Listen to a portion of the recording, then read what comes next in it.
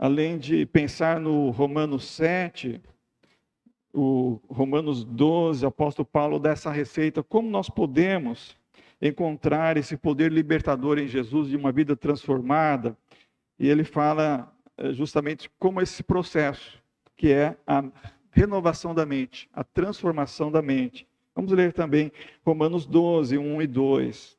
Portanto, caros irmãos, rogamo-vos pelas misericórdias de Deus, que apresenteis o vosso corpo como sacrifício vivo, santo e agradável a Deus, que é o vosso culto lógico. A King James diz, ou racional, como as outras versões, que significa usar a razão. E não vos amoldeis ao sistema deste mundo, mas sede transformados pela renovação das vossas mentes, para que experimenteis qual seja a boa, agradável e perfeita vontade de Deus. Está aqui em palavras bíblicas do apóstolo Paulo, é pela transformação da mente. E eu quero hoje, não com muitas palavras, eu tinha preparado o texto e eu tento resumir esse texto, traduzir de uma forma muito prática, sobre como acontece esse processo de que a gente precisa passar por ele. Eu passei por ele. Muitos irmãos aqui já passaram. Aqui está conosco hoje o Cidinha e o Elanã na mesa de mídia, de transmissão, e os irmãos que estão aqui conosco no culto deverão encontrar um momento da vida que passaram por isso. Aqueles irmãos que não passaram por isso precisam passar por isso, precisam se libertar dessa lei do pecado que Paulo fala no capítulo 7, para experimentar essa boa, agradável e perfeita vontade de Deus. Semana passada eu introduzi esse assunto, comecei esse assunto, porque ele é um pouco complexo e a gente precisa esmiuçar isso para entender. Comecei falando sobre espiritualidade, citando o pastor Ricardo Barbosa, porque falar de espiritualidade é falar de relacionamentos, é interagir em amor e afeto, uma coisa permanente, uma coisa íntima de comunhão um com o outro. Então, espiritualidade é isso, é equivalente a relacionamentos movidos por amor e afeto, em uma íntima, permanente comunhão com o outro. Por isso, o texto que li, continua sendo o texto básico para nós, texto divisa aqui, nesse estudo, é 1 João 4, 8 e 20. Aquele que não ama não conhece a Deus, porque Deus é amor. Diz o versículo 8. E o apóstolo do amor escreveu, dizendo que é impossível amar a Deus se a gente não consegue amar o próximo. A pessoa que está mais perto de nós. Porque é o amor que nos move para Deus e nos move em direção ao outro também. E Deus se manifestou, e Deus manifestou o amor dele, enviando Jesus Cristo como seu Filho unigênito, para que nós possamos aprender a viver dependendo dele, por intermédio dele. E nós não conseguimos ser movidos por amor se a gente não viver por intermédio de Jesus. Porque nele consiste o amor. E assim, nele nós conseguimos amar uns aos outros, e se nós amamos uns aos outros, nós permanecemos em Deus, Deus permanece em nós, e aí nós podemos dizer de verdade, eu amo a Deus, porque a gente ama o outro, ama o próximo, e a gente vive esse amor, porque a gente ama quem vê, né? E a gente então demonstra que ama a Deus, porque a gente não pode ver a Deus sendo movidos pelo amor, o verdadeiro amor. Então, o grande motivo do cristão, em nossa geração, também é viver a fé cristã, essa fé movida pelo amor de Deus, mas viver neste mundo de hoje, que é um mundo muito egoísta, um mundo muito individualista, em que as pessoas se relacionam sim, mas é muito superficial a relação, e a nossa sociedade é muito fragmentada, é competitiva, e os homens se sentem solitários, frágeis, inseguros, mesmo cercado de tanta gente, cercado de tanta tecnologia, inclusive no mundo religioso, no mundo particularmente evangélico, existe pessoas vivendo, experimentando vazio, uma vida afetiva frágil, experimentando fraqueza nos relacionamentos, porque não se conhece pouco um ao outro, quase a gente não conhece os outros e nem a nós mesmos. E é o caso muitas vezes em famílias, como fiz menção semana passada. Então, o que as pessoas estão buscando? Elas estão buscando aceitação. E é uma necessidade de se sentir amado. Por isso, precisamos aprender a restaurar a espiritualidade. Espiritualidade é equivalente a ter relacionamento movido por amor. Movido por um amor verdadeiro, que é afeto, que gera intimidade permanente, intimidade íntima, comunhão com o outro. Então esse é o grande motivo do cristão. Na nossa geração, viver a fé cristã, movidos pelo amor. Em cada momento da vida, nós somos impulsionados a fazer alguma coisa, a pensar alguma coisa, a reagir. E isso é a vontade. E essa dinâmica que é a vontade está sempre nos direcionando a agir. E colocamos o esforço todo que nós temos para agir naquela direção, para alcançar a satisfação daquela necessidade. Então eu parei semana passada falando que uma frase muito incrível, muito verdadeira, né? Do Kreb, em que fala que Deus é absolutamente indispensável para o suprimento das necessidades pessoais. Então nós precisamos desse amor de Deus para sentir realmente a necessidade satisfeita, todas as necessidades, e então poder avançar para o auge da realização, da autorrealização pessoal. Eu já mencionei aqui em outras mensagens, tempos atrás, Ted Ward, no livro que ele escreveu, titulado Os Valores Começam no Lar, e ele fez menção de uma obra muito conhecida no mundo inteiro, especialmente entre o pessoal da psicologia, pessoal nos centros acadêmicos de ensino superior, que é a motivação e personalidade, o conjunto das necessidades humanas, que Abraham Maslow descreveu. Abraham Maslow foi o presidente da Associação de Psicologia Americana. E ele contou e ele narrou como nós temos, durante a vida toda, 5 conjuntos de necessidades que permanecem conosco por toda a vida. E nenhuma dessas necessidades é uma coisa infantil. Todos, em qualquer idade, em qualquer situação social, precisa sentir que está satisfeito nessas necessidades. A primeira necessidade, lógico, é a física, né? Alimento, água, sono, atividades físicas, manter a vida física. Segunda necessidade, a necessidade de segurança física. É sentir-se protegido, seguro, contra ameaças, contra danos, contra ferimentos. Ter uma certeza de que amanhã também a necessidade será satisfeita, não viver ansioso, porque, será que amanhã eu terei, não é? Então isso se chama necessidade de segurança física. Terceira necessidade, necessidade de amor. Veja só como é importante. Ela está no meio dessa escala. Necessidade de amor e sentir-se parte do todo. É a segurança social. A pessoa se sentir que é uma pessoa aceita, aprovada socialmente. A gente vê isso muito entre os adolescentes, os jovens, né? Como eles querem se sentir amados, aceitos pelo grupo. O grupo é aquela patota da escola, da faculdade. E se ele não for aceito, ele vai se sentir uma pessoa sem valor. E eu lembro da minha juventude, eu passei em alguma igreja, que foi difícil fazer parte daquele grupo de jovens. Como eu queria fazer parte daquele grupo de jovens? Às vezes a gente vai numa igreja grande e a gente percebe isso, né? Ou a gente se sente parte, ou a gente se sente fora daquele grupo, e isso faz sentir o quê?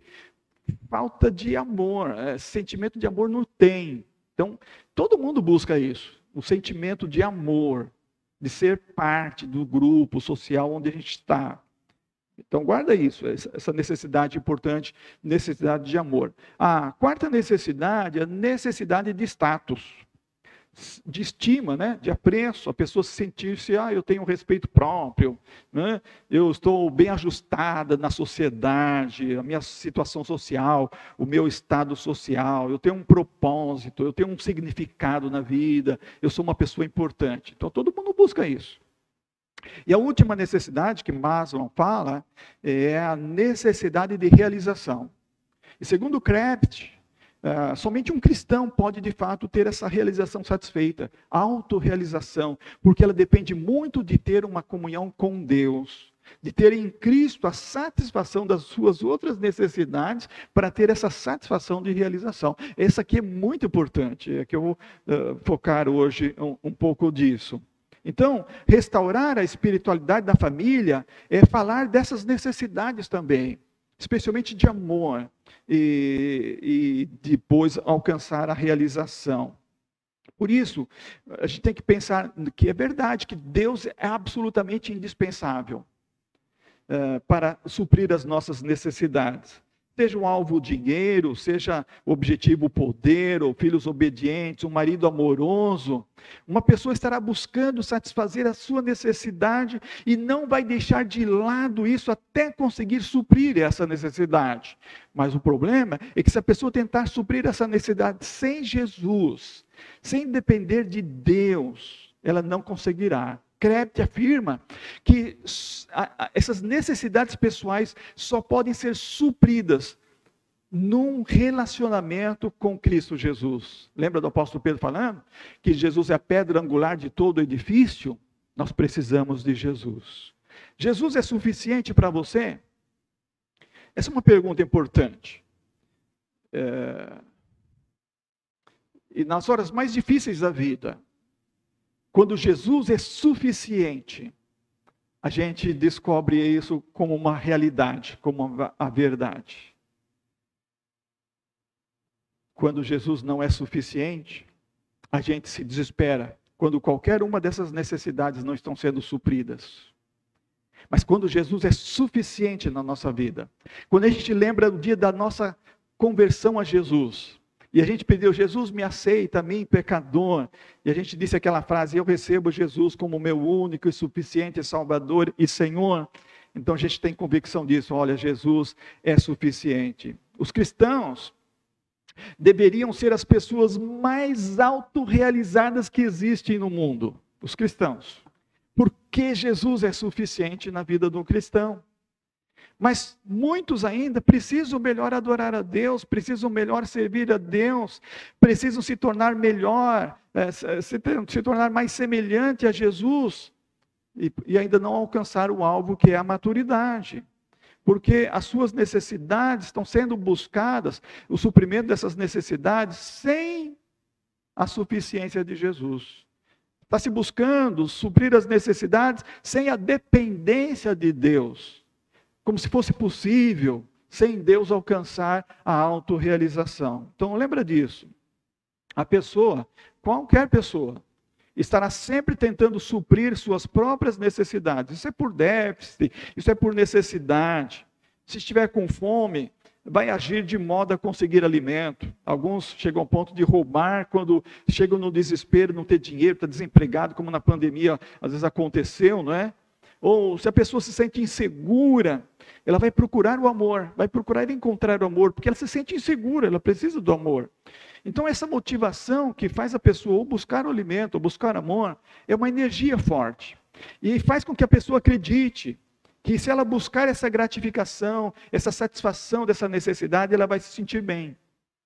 E isso é o que chama motivação, que é uma coisa tremendamente forte. No entanto, as pessoas desenvolvem suas ideias, diz Krebs, as pessoas desenvolvem suas ideias, quer dizer, os seus conceitos, as suas opiniões, de necessidade, através de uma interação, de um intercâmbio com o mundo. E o que o mundo faz? O mundo apresenta um falso sistema de valor. Então, acaba a pessoa interagindo, aceitando esse sistema, esse significado de segurança, que é um sistema falso.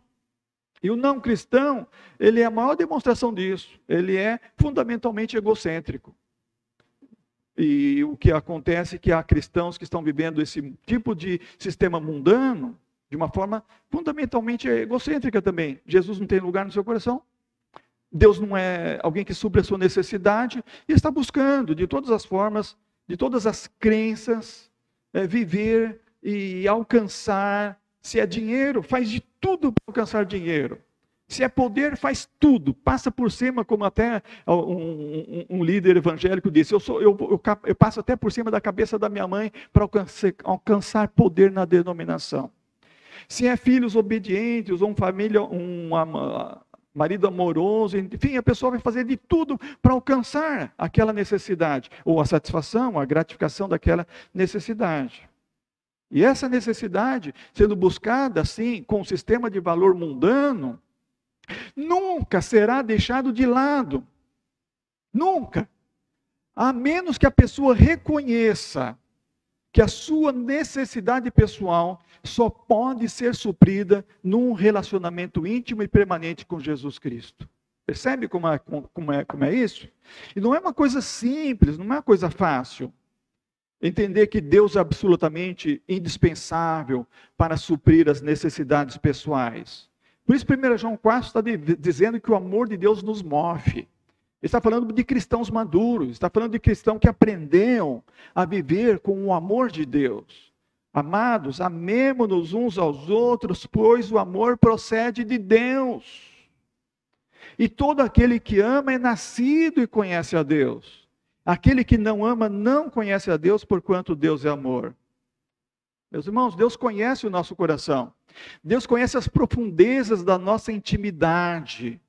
Quando a gente está orando, quando a gente está em casa sozinho, pensando, fazendo alguma coisa particular, Ele sabe a nossa intenção.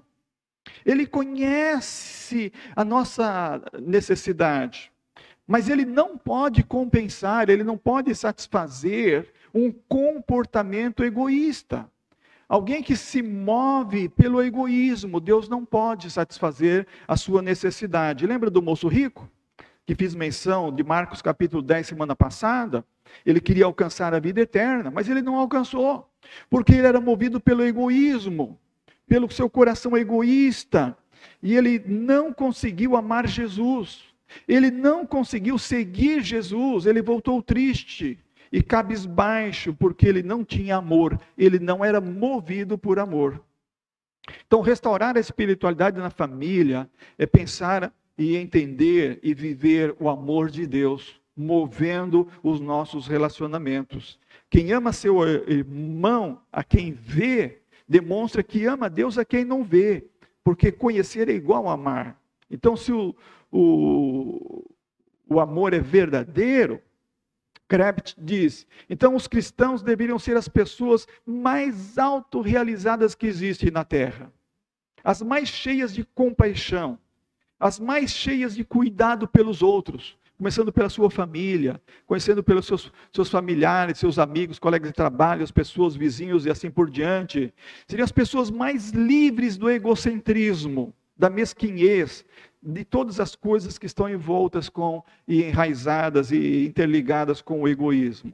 Então, um cristão assim é alguém que viveria do estágio 1 ao 4 das necessidades, seja a necessidade física do corpo, seja a necessidade de segurança, a necessidade de amor, a necessidade de status, de apreço. Ele passaria por cima de tudo isso, vivendo coerentemente como instrumento de Deus, porque é movido pelo amor, e o amor que vai em busca do outro para ajudar a satisfazer a sua necessidade. E ele alcançaria, ou ele alcança, será um cristão maduro, a autorrealização, que é chegar no final da vida com aquele sentimento: a vida valeu a pena, eu estou satisfeito, eu sou uma pessoa realizada, a vida foi válida, foi útil, não é? Isso que é autorrealização. Muita gente chega no final da vida e olha para trás com aquele sentimento: a vida foi inútil, não valeu a pena, e eu não tenho tempo, eu não tenho como voltar e consertar, porque viveu um coração egoísta, não quis depender de Deus, não quis Jesus Cristo no seu coração para suprir as suas necessidades por um relacionamento movido por amor. Então, o Krebs, ele fala, dentro do contexto americano, mas aqui no Brasil não é muito diferente, que não há nenhuma diferença entre nós, muitos cristãos, frequentemente, com o homem segundo este mundo, que continua buscando os seus interesses, suprir as suas próprias necessidades no mundo. E ele diz que pessoas que vivem assim têm um comportamento carnal. Não é difícil de entender a razão desse comportamento carnal. Numa palavra, é incredulidade. Ele prefere chamar isso de crenças erradas. E a pessoa tem um comportamento errado, porque adquiriu isso durante a infância, durante a sua interação com o mundo, e lembra que o mundo tem um sistema de valor errado. Não é movido por amor, é movido pelo ego, pelo individualismo, pela competição. Então a pessoa não consegue ter uma autorrealização na vida, não alcança a maturidade cristã, porque o seu comportamento é influenciado pelo sistema errado do mundo. Então, o comportamento de um cristão verdadeiro, que alcança a maturidade, qual é? Ele vive conforme o comportamento perfeito de Jesus. Vive conforme o comportamento perfeito de Jesus. Na próxima semana, se Deus permitir, eu vou continuar desse ponto. O comportamento perfeito de Jesus. Como alcançar essa obediência, esse alvo de maturidade. Como modificar o comportamento. Como mudar as crenças erradas que foram introduzidas durante a infância. E por mais que a pessoa tenta se libertar, é o capítulo 7 de Romanos. Aquilo que eu quero fazer, que é o bem eu não faço, o mal que eu não quero, isso eu faço. Como conseguir transformação da mente, renovação da mente. E isso tem um ensinamento perfeito, que é como seguir o comportamento de Jesus. Que Deus nos ajude, nos abençoe, para que além da obediência, nós tenhamos de fato uma modificação no comportamento e crenças erradas sejam eliminadas da nossa vida. Nós tenhamos de fato uma vida movida pelo amor de Deus, que é perfeito, um relacionamento íntimo e um relacionamento permanente com Jesus. E Ele vai fazendo com que todas as nossas necessidades sejam supridas e vamos alcançar a autorrealização, com o sentimento de que a vida vale a pena. Amém, irmãos? Na próxima semana, se Deus permitir, vamos continuar deste ponto em diante.